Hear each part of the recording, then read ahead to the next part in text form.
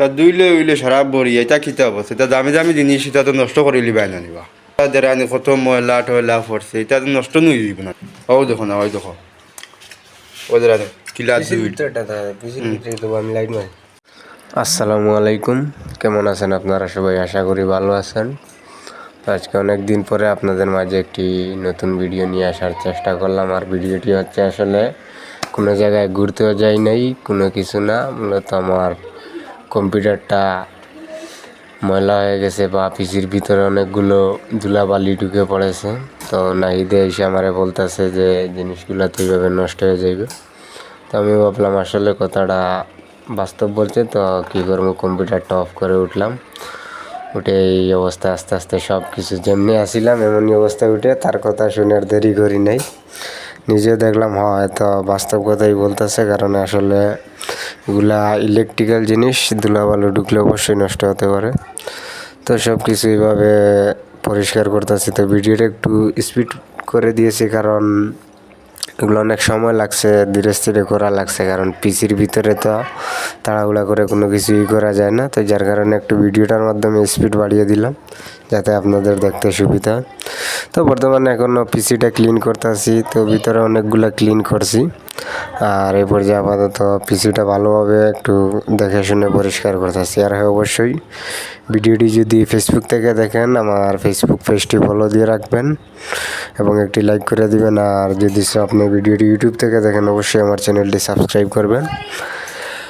আর পরিষ্কার হোক আর ক্লিন হোক, এটা করা শেষ হয়ে গেছে। আর আমি আপাতত পিসিটা ফিটিং করলাম। পিসিটা ফিটিং করার পরে এবার মনিটরটা একটু ভালোভাবে, তাও আবার রিল্যাক্সে করার লাগে। মনিটরটা হচ্ছে 22 ইঞ্চি, একদম হালকা ডিসপ্লে, মানে পুরোটাই ডিসপ্লেটার কোনো নাই।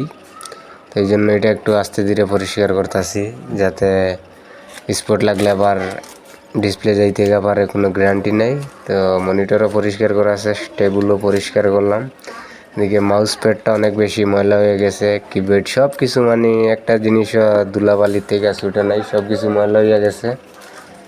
তো এইভাবে আস্তে আস্তে সব কিছু করতেছি, পরিষ্কার করতেছি। আর আমি আবারও বলছি, আমার ভিডিওটি ভালো লাগলে অবশ্যই একটি কমেন্ট করে জানাবেন ভিডিওটি আপনাদের কাছে কেমন লাগলো। আর ইউটিউব থেকে দেখলে চ্যানেলটি সাবস্ক্রাইব করবেন, ফেসবুক থেকে দেখলে অবশ্যই পেজটি ফলো দিয়ে রাখবেন। তো বর্তমানে পরিষ্কার করা প্রায় শেষই, এখন ছোটোখাটো কিছু জিনিসই বাকি আছে, এগুলা পরিষ্কার করতে হবে। আর আপাতত ফিটিং করতেছি, যেমনি যেমনি খুঁজছিলাম এভাবে জিনিসগুলো পরিষ্কার করে করে ফিটিং করতেছি। আর আসলে ইলেকট্রিক্যাল জিনিস বা শখের জিনিস এভাবে নষ্ট হয়ে গেলে তো খারাপ লাগবে, এই জন্য আগে থাকতে সব কিছু পরিষ্কার করে নিলাম। আর তো এদিকে আইপিএসটায় কম্পিউটারের সংযোগ দিলাম, কারণ আগে আমার আইপিএসে মনে করেন ব্যাকআপ তেমন একটা দেয় না, তারপরে আমি আইপিএসটা রাখি যাতে হুট করে কারেন্ট গেলে সমস্যা না। তো এই পর্যায়ে আমি কম্পিউটারটা একটু অন করে আপনাদের দেখানোর চেষ্টা করতেছি। আইপিএসটা চুইস দিলাম। তো ব্যাকআপ মোটামুটি যে কোথায় আসছিলাম আইপিএসে ব্যাকআপ তো মোটামুটি দেয়, এক ঘন্টা দেয় না, 20-15 মিনিট দেয়। তো এগুলো কেনার সময় বলে 1 ঘন্টা ব্যাকআপ দেয়। তো এই পর্যায়ে আমি কম্পিউটারটা অন করলাম, যে খোলার পরে যদি আবার কোনো সমস্যা হয়, পরিষ্কার করতে গিয়ে যদি আবার লস করে ফেলি তাহলে তো হবে না। তো এই পর্যায়ে কম্পিউটার আলহামদুলিল্লাহ অন হয়েছে, কোনো অসুবিধা নেই। ক্লিন করার পরে আরও ভালো সার্ভিস পাইতেছি। তো এই হচ্ছে আমার কম্পিউটারের ফাইনাল লুক ক্লিন করার পরে। বা আপনাদের কাছে কেমন লাগলো আগের সেট আপটা আর বর্তমান সেট আপটা অবশ্যই কমেন্ট করে জানাবেন। আর একটু বৈশা দেখলাম, তো নাই দেখলো একটু দেখি তুমি বসে আমি ভিডিও করি, দেখলাম কর সমস্যা নেই, কি আর দেখাবি, আমরা তো আর কোনো সেলিব্রিটি না যে করে ক্যামেরা দেখাইতে বারবার ভিডিও করি, ভালো লাগে।